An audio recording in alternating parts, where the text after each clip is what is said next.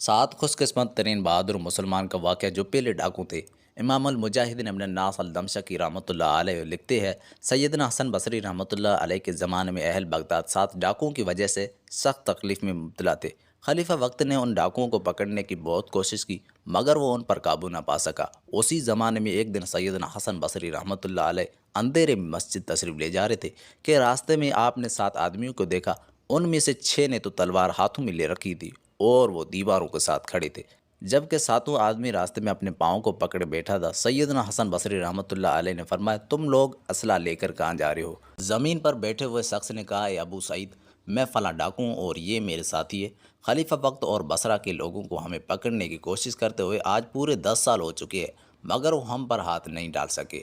ہم ایک دکان پر نقب زنی کے لیے نکلے تھے، جب ہم یہاں پہنچے تو میرا پاؤں ایک جلتے ہوئے انگارے پر آ گیا، جس سے میرا پاؤں جل گیا، لیکن میں نے اپنے پاؤں سے زیادہ اپنے دل میں جلن محسوس کی اور میں نے سوچا کہ میں یہاں دنیا کی حقیر سی آگ کو برداشت نہیں کر سکتا تو آخرت کی آگ کیسے برداشت کروں گا؟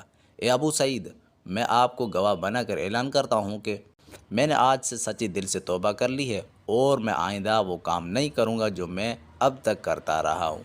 یہ کہہ کر وہ اپنے ساتھیوں کو طرف متوجہ ہوا اور کہنے لگا، میں بھی تھوڑی دیر پہلے تک چوری چکاری کی برائی میں تمہارے ساتھ شریک تھا مگر اب میں توبہ کر چکا ہوں، تمہاری مرضی، جہاں چاہو چلے جاؤ۔ اس کے ساتھیوں نے جواب دیا کہ تو اب تک اللہ تعالیٰ کی نافرمانی والے کاموں میں ہمارا سردار تھا، اب اللہ تعالیٰ کی فرمان بردار کے معاملے میں بھی ہمارا سردار بن جا۔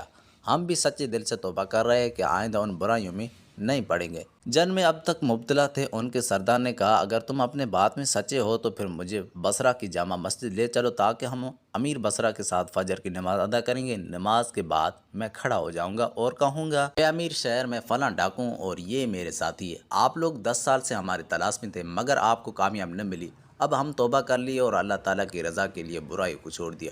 اب ہم آپ کی خدمت میں حاضر ہیں، آپ کی مرضی، ہمارے ہاتھ کاٹے، ہمیں کوڑے لگائے، سولی چڑھائے، قید رکھے، اللہ تعالیٰ کے لیے معاف کر دے۔ اس کے ساتھی یہ سن کر راضی ہو گئے اور سارے مسجد کی طرف روانہ ہوئے۔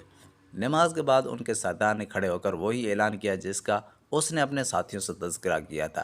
امیر شہر یہ سن کر رو پڑے اور فرمانے لگے کہ اللہ تعالیٰ توبہ کو قبول فرمانے والا ہے، جاؤ، میں نے تم سب کو اللہ تعالیٰ کے لیے معاف کر دیا۔ سردار نے یہ سن کر کہا کہ اے امیر شہر، ہماری کچھ مدد کیجیے تاکہ ہم ترسوس پہنچ کر جہاد کر سکیں۔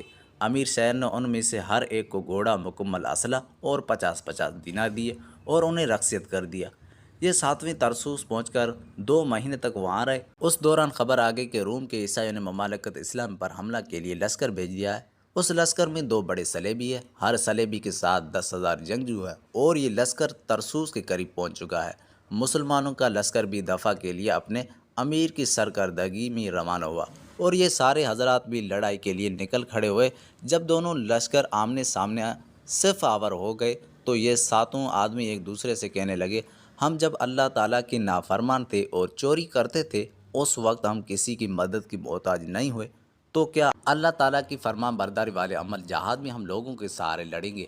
حالانکہ ہمارے نیچے بہترین گھوڑے ہیں، ہمارے پاس خطرناک اسلحہ ہے اور ہمارے نیتی بھی خالص اللہ تعالیٰ کے لیے ہے، چلو ہم لشکر سے الگ ہو جاتے ہیں۔ جب دونوں طرف سے گھمسان کی لڑائی شروع ہو جائے گی تو ہم ساتویں مشرکین پر یک بارگی حملہ کر دیں گے، فتح یا شہادت میں سے ایک تو ہمارا مقدر ضرور بنے گی۔ یہ طے کر کے وہ لشکر سے الگ ہو گئے۔ جب لڑائی شروع ہو گئی تو ان ساتوں نے اچانک نکل کر پیچھے سے مشرکین عیسائیوں پر حملہ کر دیا اور ان کے لشکر کو کاٹ کر رکھ دیا۔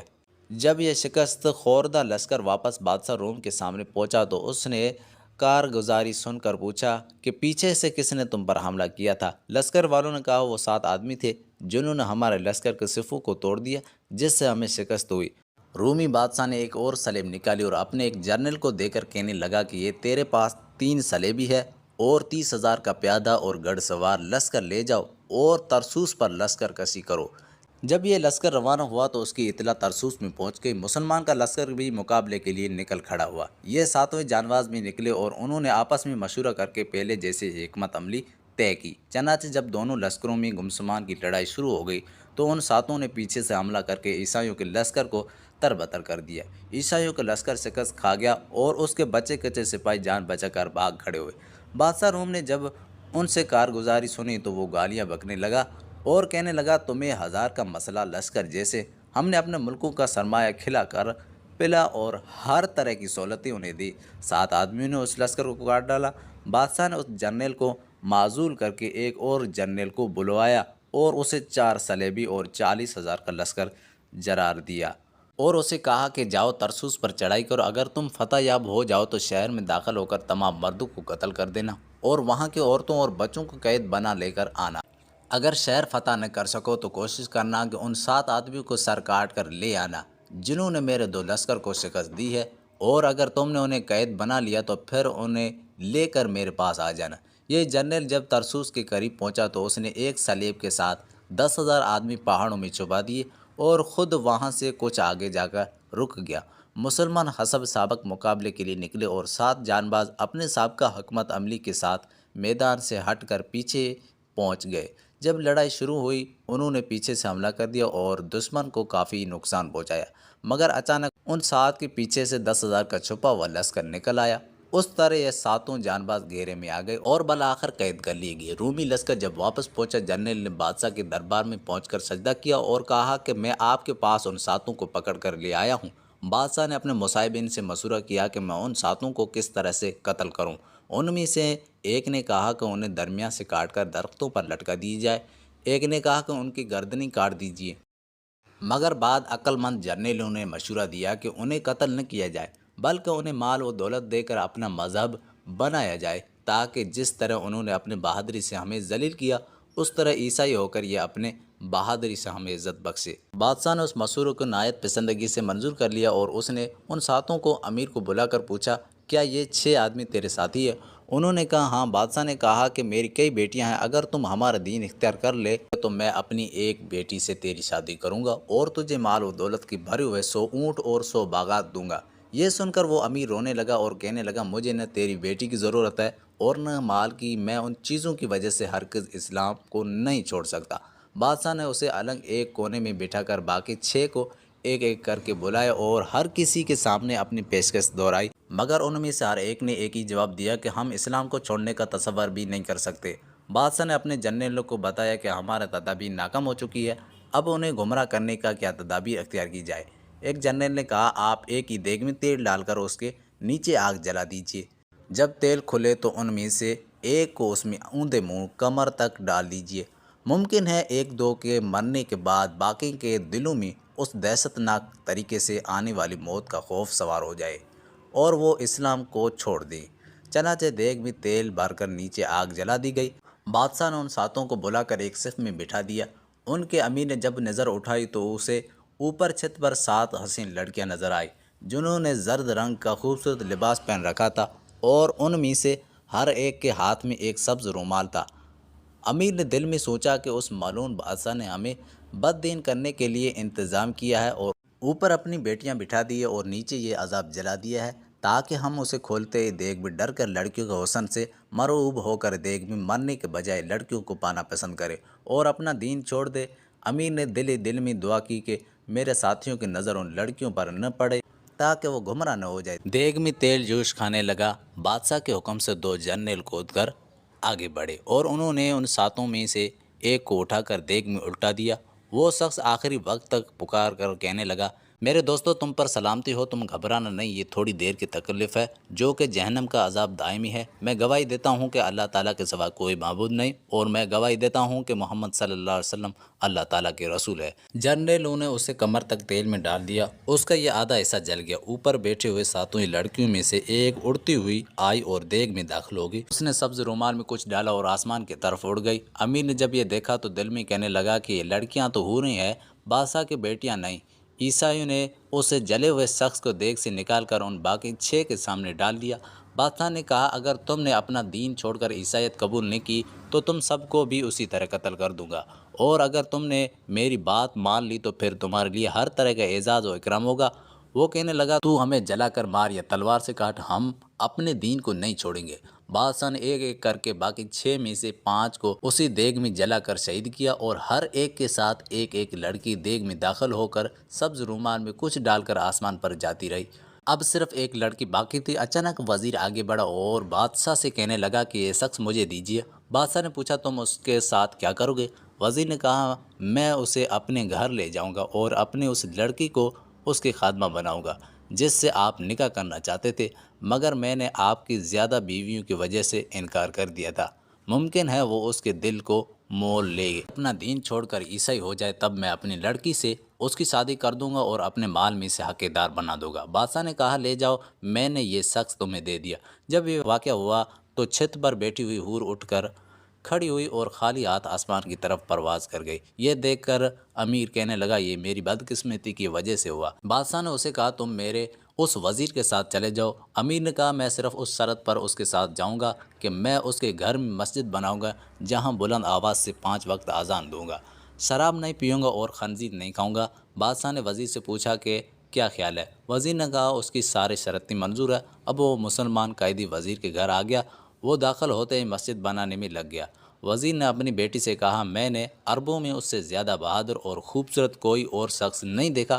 میں اسے بادشاہ کی سزائے موت سے چھڑا کر لایا ہوں۔ میں چاہتا ہوں کہ اگر یہ عیسائی ہو جائے تو میں تیری شادی اس کے ساتھ کر دوں اور اسے اپنا آدھا مال دے دوں۔ اب یہ ہمارے گھر میں ہی رہے گا اور رات دن اس کے تمہارے علاوہ کوئی خادم نہیں ہوگا۔ لڑکی نے یہ ذمہ داری قبول کی اور وہ ہر دن رزق برق لباس اور طرح طرح کا زیور پہن کر شخص کے سامنے اپنے جسم کا نمائش کرتی، مگر اللہ تعالیٰ کے بندے نے کوئی توجہ نہیں کی اور نہ کبھی اس لڑکی کو کوئی کام بتایا۔ وہ جو کچھ لے آتی وہ لے لیتا تھا۔ ایک دن عصر کی نماز پڑھ کر وہ مسجد میں بیٹھا تھا کہ وہ لڑکی کہنے لگی کیا تم انسان نہیں ہو؟ کیا تم میں مردانگی نہیں ہے؟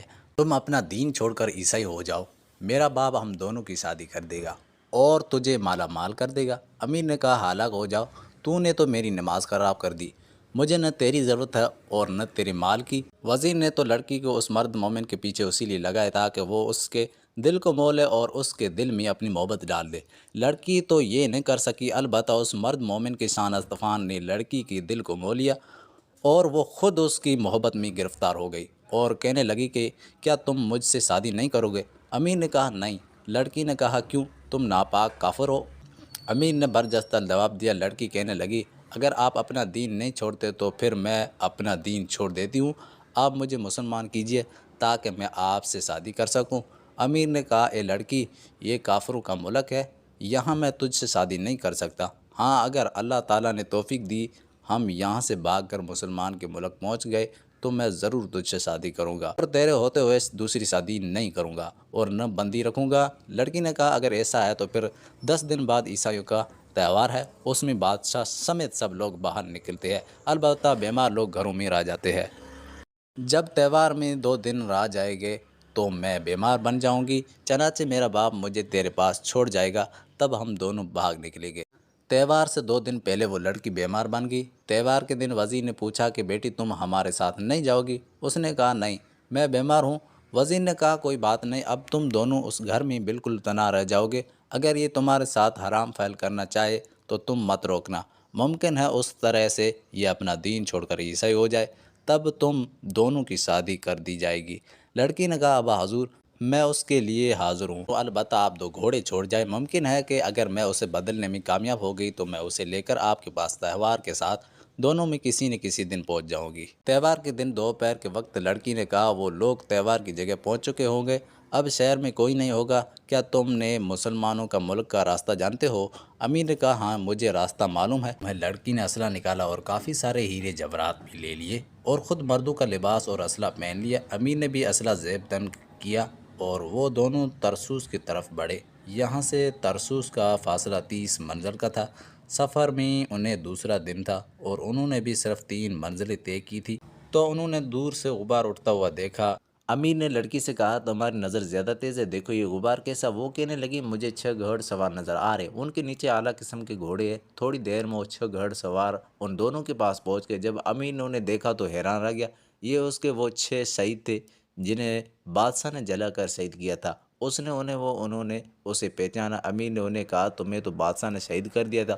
وہ کہنے لگے کیا تم نے قرآن نہیں پڑھا؟ وہ ہر شہید زندہ ہوتا ہے اور صبح شام اللہ تعالیٰ کی دی ہوئی روزی سے کھاتا پیتا ہے۔ امیر نے کہا آپ لوگ کہاں جا رہے ہیں؟ کیا اپنے گھروں کی طرف؟ وہ کہنے لگے ہمیں گھروں سے کیا، یا ان پہاڑوں میں اللہ تعالیٰ کا ایک ولی انتقال فرما گیا ہے اور یا کوئی ایسا آدمی کریم میں نہیں جو اس کا کفن دفن کر سکے۔ اللہ تعالیٰ نے ہمیں اس کی کفن کی سعادت کے لیے منتخب فرما ہے۔ ہم اپنے ساتھ کفن اور جنت کی خوشبو لائے، اب ہم جا کر اس کو غسل دیں گے، پھر کفنا کر قبر میں دفن کر کے واپس چلے جائیں گے۔ امیر نے انہیں کہا تم لوگوں نے اللہ تعالیٰ سے سعادت مانگی تھی جو اللہ تعالیٰ نے تمہیں عطا فرما دی، جب کہ میں محروم رہا، حالانکہ میں تمہارا امیر تھا۔ یہ میرے ساتھ وزیر کی بیٹی ہے، اسلام اس کے دل میں گر چکا ہے، یہ بھی میرے ساتھ بھاگ آئی ہے۔ تم لوگ دعاؤں کے ذریعے میری مدد کرو تاکہ اللہ تعالیٰ مجھے ترسوس پہنچا دے۔ دعا کے بعد امیر نے بھی یہ دعا پڑھی تھی کہ اس کی نظر ایک چراوے پر پڑی جو چشمے سے پانی پی کر نماز کے لیے کھڑا ہو گیا۔ امیر نے اسے کہا اے چراوے، یہ کافروں کا ملک ہے، کیا تو ان کے درمیان کھلا نماز پڑھنے سے نہیں ڈرتا؟ چراوے نے کہا کیا تم پاگل ہو گیا ہے کہ